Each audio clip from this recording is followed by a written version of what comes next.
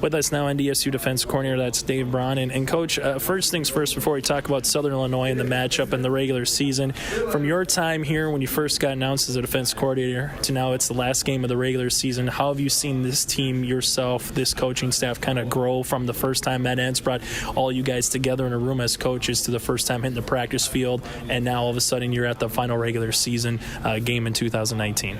I think the growth has really come from just a comfort level.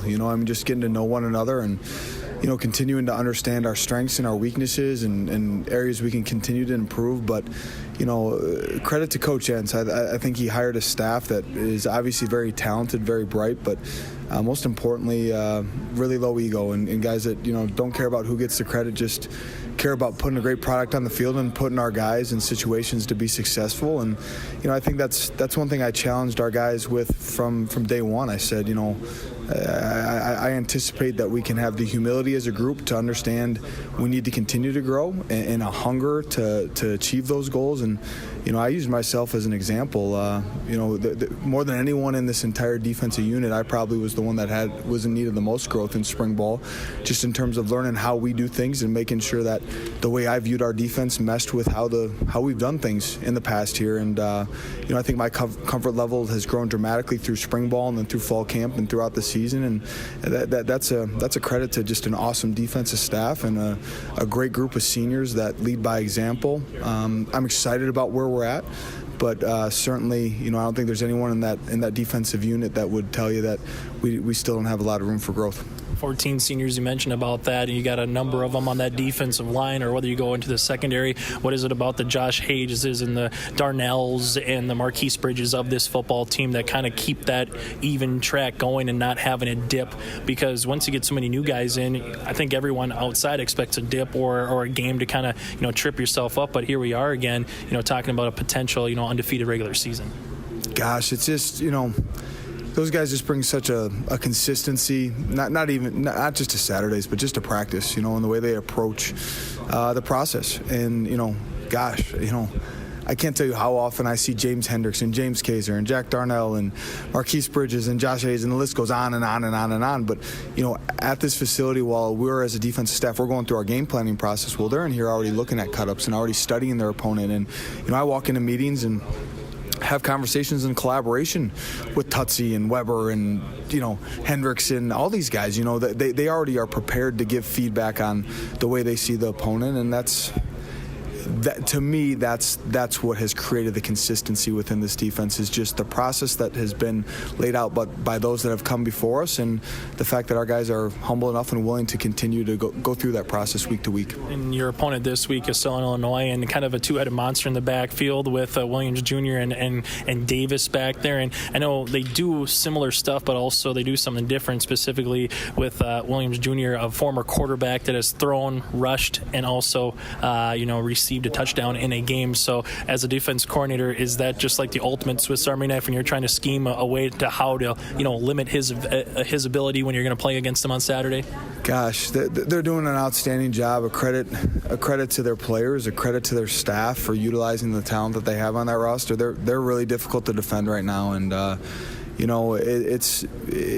is playing that game. You can make a call, but based on what formation they line up in and where those guys are aligned, it could be a great call, or it could be a call where you're really anxious about the outcome just based on where those pieces are aligned. And we're going to have to do a great job of recognizing formations and getting our cleats in the ground and playing really, really fast. And, some we talk about, and it becomes cliche, but, playing through the leverage of our defense, playing through the principles of our defense is going to be,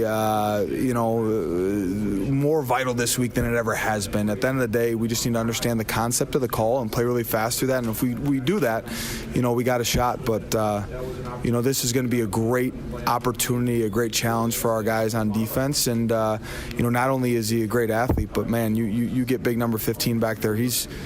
To me, he's as talented a running back and as big as a fullback. And, he also has the ability to throw the football. So, I'm excited for the challenge ahead, but we're going to have a great week of practice. Bison defense coordinator David Braun with us here, and you mentioned about the secondary a little bit earlier, and I looked at the stats, just looking down, it's like number one in pass defense, number one in pass, efficiency, total defense. What has it made? Because, the ball's going to be thrown through the air with where the score has kind of been for a couple weeks. What is it about that, back four, or is it the front four that make the back four look better? Is it the guys that are kind of sandwiched in the middle on that linebacking crew? What is it about this defense that has had guys sniffed out when it comes to the pass game this year, Dave?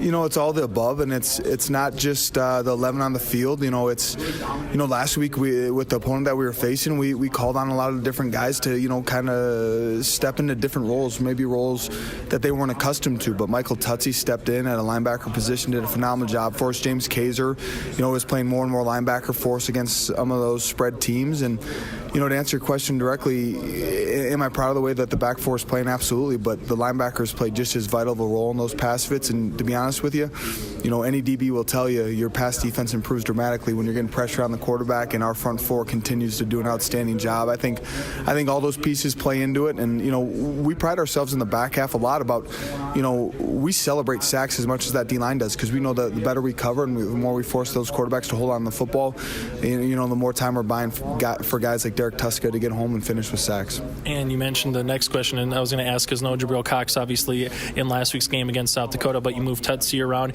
you can move James Hendrickson around, you can move a number of guys around. Is it tougher as a defensive coordinator to have a Swiss Army knife that can play 2-3 different positions, or does it make it a lot simpler to go, okay, if option A is down, we can bring another option in and fill that spot?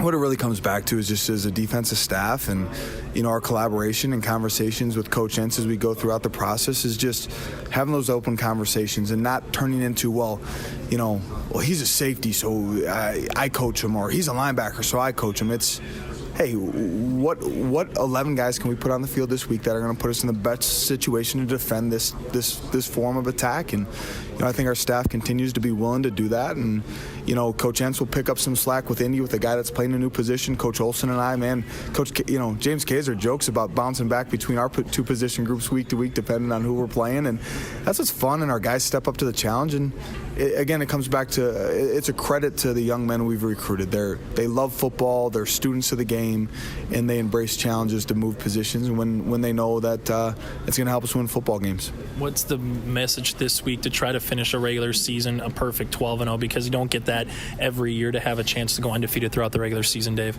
The message is go 1-0 this week. Go through our process like we always do, and at the end of the day, we get to play football. And if we're going to go through our process, we better show up with intent to win. And if we go through our process, show up with a great deal of energy and focus on Saturday, we're going to give ourselves a shot. But leave no doubt about it, this football team is excited for the opportunity moving forward. Last thing for you, I always kind of end off like a foodie question. Pre-game meal, post-game meal, what's something that the Braun household, or what's something that Dave likes to grab pre-game or post-game once you get to a Saturday? Post-game, if you asked our two boys, they would always vote for Chick-fil-A. To be honest with you, it's either going to be Papa Murphy's picking up a pizza and running home and just hanging out and watching some college football, or it's going to be grabbing some Chick-fil-A. But I'll tell you what the Braun boys are going to ask for. They're going to want to stop by Chick-fil-A and get some chicken nuggets. So, all right, Coach, thanks so much for your time, and best of luck this Saturday down in Carbondale. Thanks for having me.